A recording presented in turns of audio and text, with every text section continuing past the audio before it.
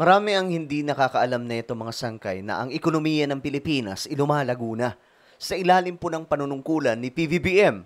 At ngayon mga sangkay, ibinida po ito ni Presidente PBBM sa harap ng napakaraming tao. Pero ngayon mga sangkay, titingnan po natin ang data kung paano nga ba lumalago ang ating ekonomiya ngayon.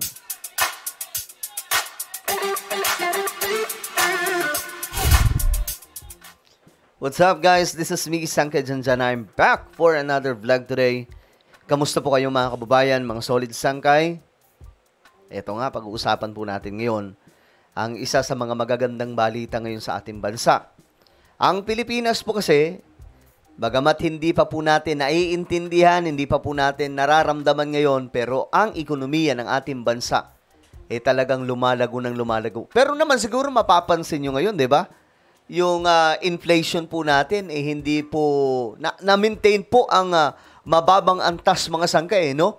Hindi po tulad dati, mga nakaraang administrasyon, 'di ba? Talagang namang pambihira yung inflation natin. Pero ngayon, kita nyo, nararamdaman na po ng marami sa ating mga kababayan itong patuloy na pagbabago ng Pilipinas na ang ekonomiya po natin talagang namang nagiging mas maayos. Anyway, bago tayo mag-umpisa at pag-usapan yan, sa mga hindi pa po dyan nakakapag-subscribe, tayo po ay 1.49 million subscribers na at ilang tulog na lang. Mararating na po natin ang 1.5 million subscribers. Kaya naman, kung ikaw ay hindi pa po nakakapag-subscribe at gusto mong mapabilang sa dumaraming mga solid sangkay, makikita nyo po yung subscribe button ngayon sa ibaba ng video na to. I-click nyo lamang po yung subscribe, i-click ang bell at i-click nyo po yung all. Sa mga nanonood po sa Facebook, i-follow nyo po yung ating Facebook page. Alright? So ngayon, ito na. Pag-usapan po natin ito. Ito kasi yung pasabog ni PBBM.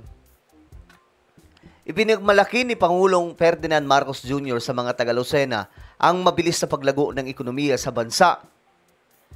At isa sa pinakamabilis sa Asia. Kita nyo, mga sangkay. Alam nyo, totoo po yan. Di ba lagi nga po natin yan na pag-uusapan dito sa YouTube?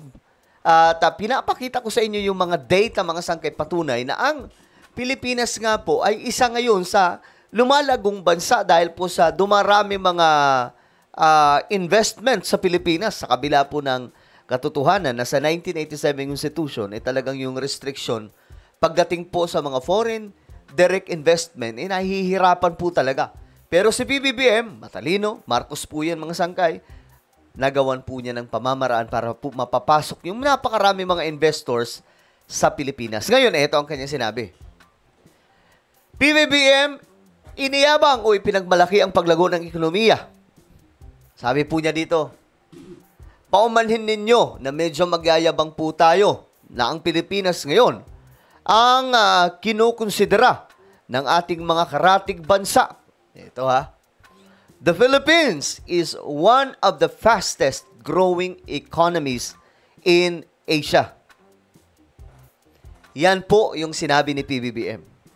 Ngayon, ang tanong dyan, syempre, pwede namang sabihin talaga ni PBBM yan as campaign material, no ba? Pero tingnan po natin ang data.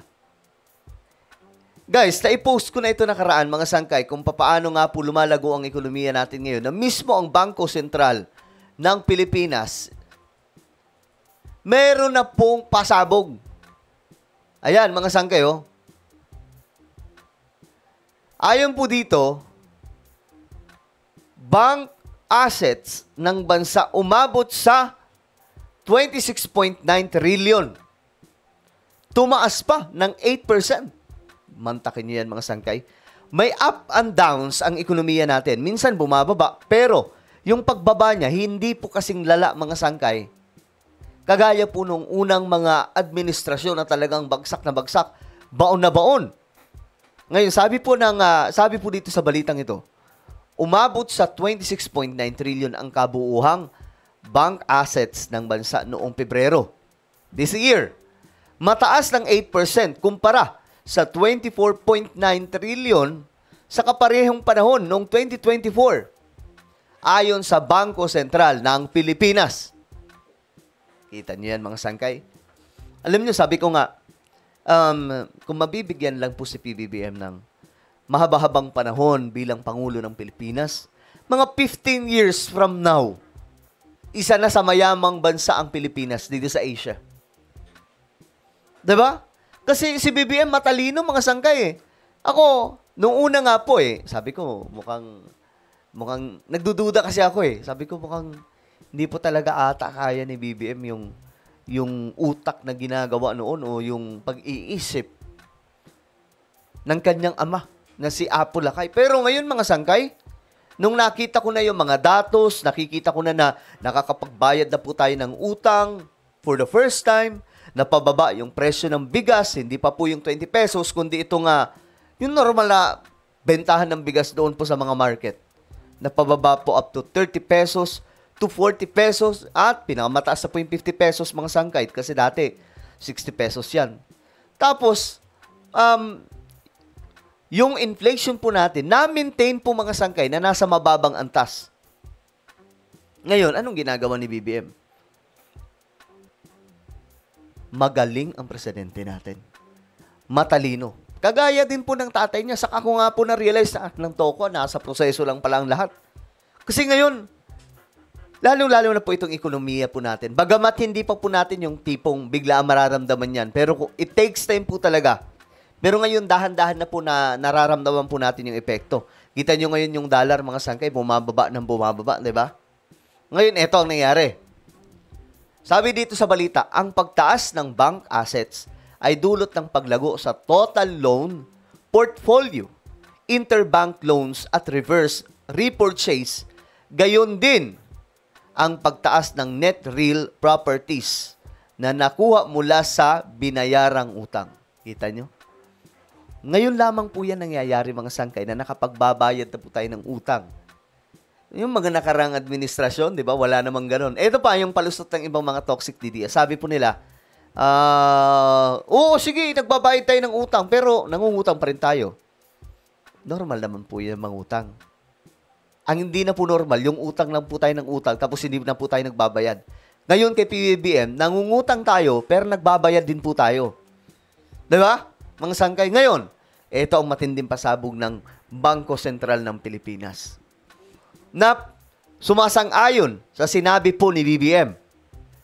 Ayon sa Bangko Sentral ng Pilipinas, may sapat na financial buffer ang bansa laban sa anumang financial shocks. Kita nyo yan? At ito, inaasahang magpapatuloy ang paglago ng ekonomiya dahil sa matatag na domestic market at stable na inflation. You see? Pero ito yung pinakagusto ko. May sapat na pananalapi ang Pilipinas laban sa anumang biglaang pagbagsak ng pinansyal. Sabihin na po natin, bagbagsak ng ekonomiya o ano pa man, may sapat pong pera ang Pilipinas. Only, mga sangkay, sa administrasyon na ito, nangyari yan. Hindi po yan nangyari sa ibang mga administration. Bangko Sentral na po ang nagsasalita, mga sangkay, ano? At sabi po niya dito, sabi sa balita, from Bangko Sentral ng Pilipinas, magpapatuloy daw ang paglago ng ekonomiya sa ating bansa. Ibig sabihin, nagiging mayaman na po ang Pilipinas ngayon dahan-dahan. Isipin nyo kung magkakaroon pa po ng time si PBBM na ayusin ang lahat ng ito, di ba? Sana po, extend po si PBBM, no? Ngayon, eto, basahin ulit natin. Sabi ni BBM dito, hindi po nangyari ito dahil sa akin, nangyari ito dahil sa husay ng Pilipino.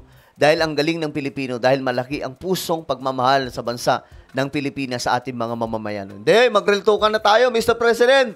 Nangyayari ito dahil matalino ka. Yun lang yun. Nangyayari ang paglago ng ekonomiya dahil matalino ang presidente natin eh. Hindi po lalagong ekonomiya po natin kung hindi po matalino ang namumuno sa atin. Si BBM marunong eh. Kita nyo dati mga sangke, di ba? Nakita nyo naman. Bawat biyahe niya papuntang ibang bansa, nangihikayat po siya ng mga dayuhang negosyante para magnegosyo sa Pilipinas. Ngayon lamang po nangyari yan na may presidente po tayo na ganon ka-active na manghikayat sa mga dayuhang negosyante na mag-invest sa ating bansa. So ngayon, lumalago ang ekonomiya natin, ang ibig sabihin, nagiging mayaman na po ang ating bansa dahan-dahan. How much more?